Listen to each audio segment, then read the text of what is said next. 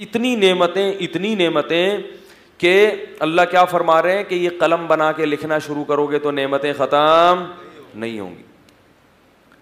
تو بھائی یہ سب کچھ اس نے کیوں کیا؟ کہ وہ چاہتا ہے کہ لوگ مجھے پہچانیں اور پہچان کر پھر چھوڑ نہ جائیں.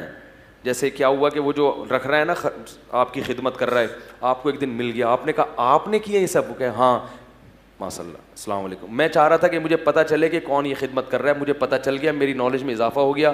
السلام علیکم. وعلیکم السلام. چلو وہ کہے گا لو بھائی میں 10 سال سے اس کو جنگل میں کھلا رہا ہوں اور یہ مجھے تلاش کر رہا تھا اور السلام علیکم وعلیکم السلام اور پتلی گلی سے نکل لیے. مسئلہ ہوگا تو ہم کہیں گے او مائی گاڈ. اس کے لیے کون استعمال ہوگا؟ God. Oh my God. For God sake. جب کسی کو واسطہ دینا ہوگا تو کیا کہیں گے؟ بھائی گاڈ کا واسطہ تم. اتنا, اس سے زیادہ گاڈ.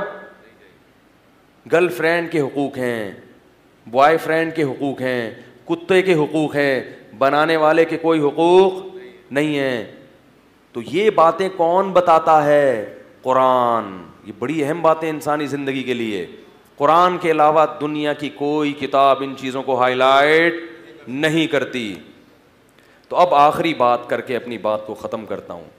دیکھو قرآن وہ کتاب ہے جس نے ہمیں ہمارے رب کی پہچان کرائی اور ہمیں یہ بھی بتایا کہ وہ تم سے کیا چاہتا ہے اور کیا نہیں چاہتا.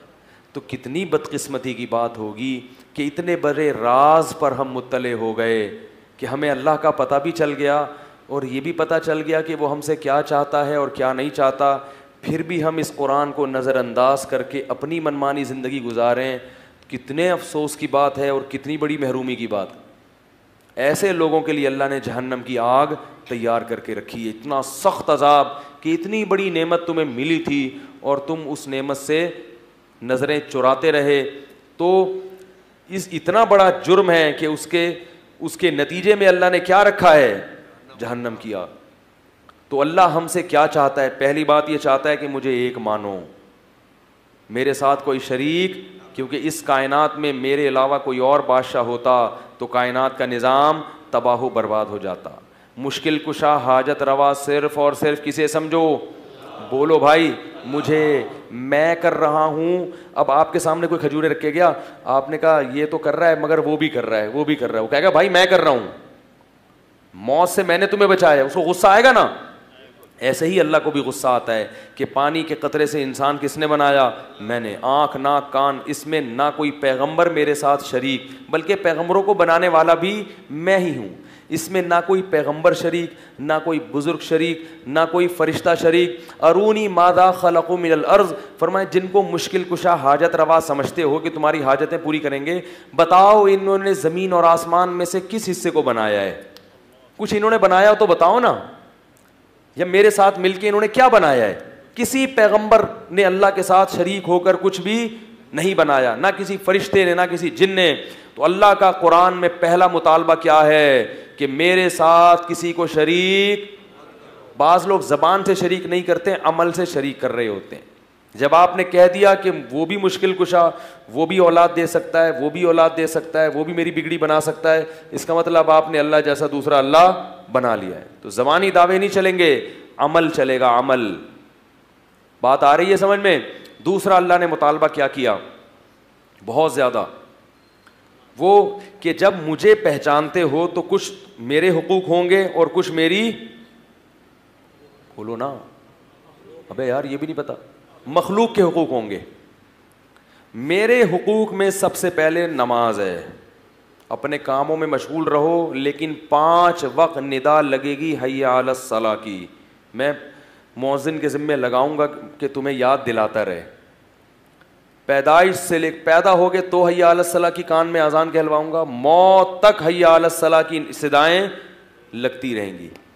کس قدر بے شرمی کی بات ہے, پیدائش سے لے کے موت تک اللہ اکبر حی علی الصلاۃ سنتے ہیں, پھر بھی مسجد میں حاضری نہیں دیتے. یہ جو اتنی زیادہ ذمے لگا دیا نا مؤذن کے, یہ اس لیے کہ تاکہ اللہ کی حجت بندوں پر تمام ہو جائے. قیامت میں جب اللہ بے نمازی کو جہنم کی آگ کے حوالے کریں تو وہ یہ نہ کہے کہ اللہ میرا جرم تھوڑا تھا اور سزا بہت زیادہ.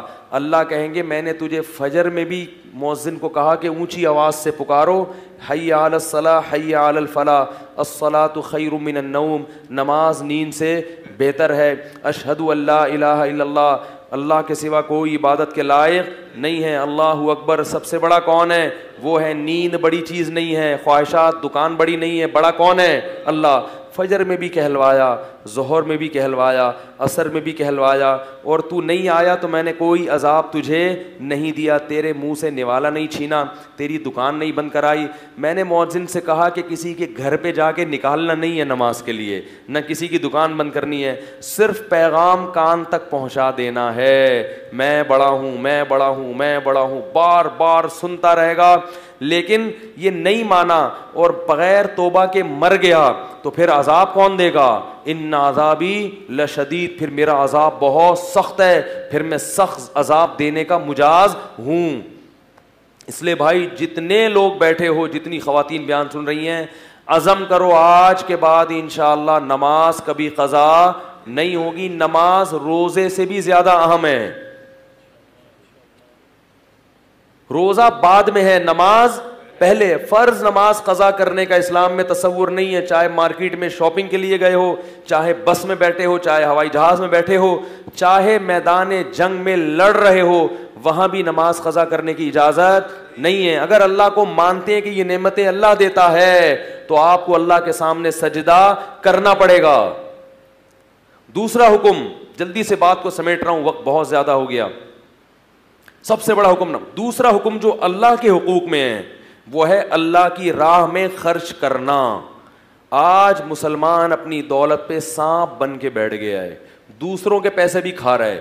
یہ پیسہ اللہ نے دیا تو کچھ اپنے لیے، کچھ بیوی بچوں کے لیے، اور کچھ غربا اور مساکین کے لیے، مساجد کے لیے، مدارس کے لیے۔ وفی اموالہم حق، اللہ فرماتے ہیں ہمارے نیک بندے جو ہمیں مانتے ہیں نا، ان کے لیے ان کے مال میں یتیموں کا، بیواؤں کا، مسکینوں کا اور محتاجوں کا حق ہے۔ احسان سمجھ کے نہیں دیتے، وہ کہتے ہیں جیسے کسٹم میں آپ جب ٹیکس دیتے ہو تو ٹیکس لینے والا آپ کا شکریہ نہیں ادا کرتا کہ تھینک یو آپ نے 1,00,000 روپے دیے، وہ کہتے ہیں یہ تمہارے باپ کو بھی دینا پڑے گا، گورنمنٹ کا لا ہے، قانون ہے۔ تو اللہ فرماتے ہیں تمہیں جو ہم نے پیسہ دیا ہے اس میں سے تمہیں غریبوں پہ خرچ کرنا پڑے گا، اور یہ احسان نہیں ہے، یہ کیا ہے کہ کیونکہ ہم نے تمہیں دیا ہے لہذا اس کا ٹیکس ہے کہ تمہیں غریبوں کو دینا پڑے گا۔ لیکن گورنمنٹ جب ٹیکس کاٹتی ہے تو اس پہ احسان تو دور کی بات، کوئی بدلہ تو دور کی بات، شکریہ بھی نہیں کہتی۔ اللہ کہتے ہیں میں تم سے ٹیکس لے تو رہا ہوں لیکن یہ میرے خزانوں میں جمع ہو رہا ہے۔ من ذا الذی یقرض اللہ قرضا حسنا، کون ہے جو مجھے قرضے دے گا، فیضاعفہ لہ اضعافا کثیرا، کئی گنا بڑھا کے واپس لوٹاؤں گا میں، کئی گنا بڑھا کے۔ آتو حقہ یوم حصادی، فرمایا جب فصل کٹے تو کافر جو جب فصل کاٹے گا تو پوری پیداوار رکھ لے گا، مسلمان کہے گا جس خدا نے مٹی اور پانی کے ملاپ سے اس فصل کو پیدا کیا اس کا حق سب سے پہلے۔ کتنی پیاری آیت ہے، میں جب پڑھتا ہوں بڑا مزہ آتا ہے۔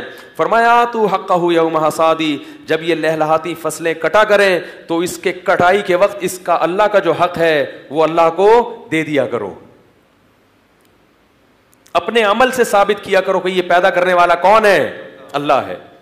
عشر صرف اسلام میں ہے، پیداوار کا حق دنیا کے کسی مذہب میں نہیں ہے، کیونکہ وہ سمجھتے ہیں ہماری محنت ہے۔ اللہ کہتے ہیں تمہاری محنت نہیں ہے، آم کی گھٹلی میں ایسے سافٹ ویئر انسٹال کر دیے کہ گوبر پانی کے ملاپ سے پورا درخت پیدا ہوتا ہے، ایک گھٹلی سے ہزاروں آم پیدا ہوتے ہیں، یہ کسی سائنٹسٹ کا کمال نہیں ہے، یہ میں نے پیدا کیا ہے۔ تو میں کہہ رہا ہوں کہ 9 حصے رکھ لو اور 1 حصہ میری مخلوق کو دے دو۔ تو زکوٰۃ بھی ہے، پھر یہ بھی کس کا حق ہے؟ زکوٰۃ مخلوق کا حق نہیں ہے، یاد رکھو، زکوٰۃ کس کا حق ہے؟ اللہ کا حق ہے۔ اگر مخلوق کا حق ہوتا تو مخلوق کو آپ سے زبردستی زکوٰۃ لینے کی اجازت ہوتی۔ دیکھو میں نے کسی سے 1,00,000 روپے لیے کے کھا گیا تو اس کو حق ہے کہ زبردستی چھینے مجھ سے، حق ہے یا نہیں؟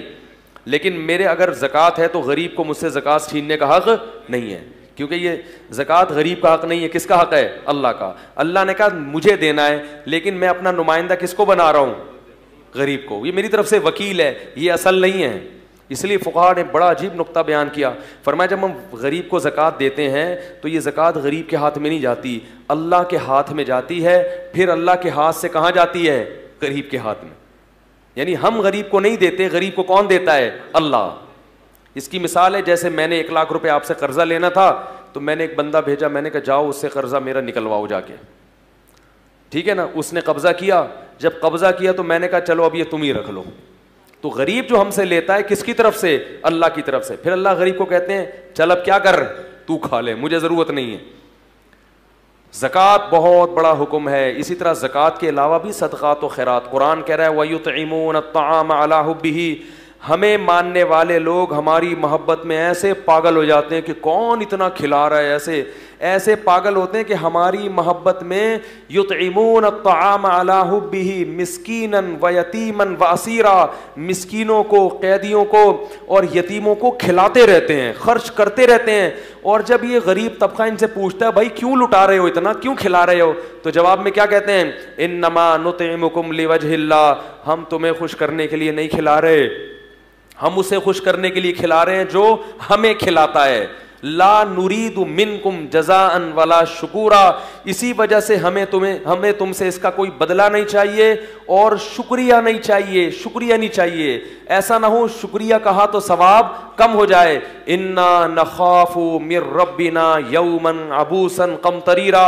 اصل میں بات یہ ہے کہ ایک دن آنے والا ہے جس دن ہم سے ہمارے گناہوں کا حساب لیا جائے گا. ہم چاہتے ہیں کہ اللہ کی مخلوق کو کھلا کے اس عذاب کو اپنے اوپر سے دور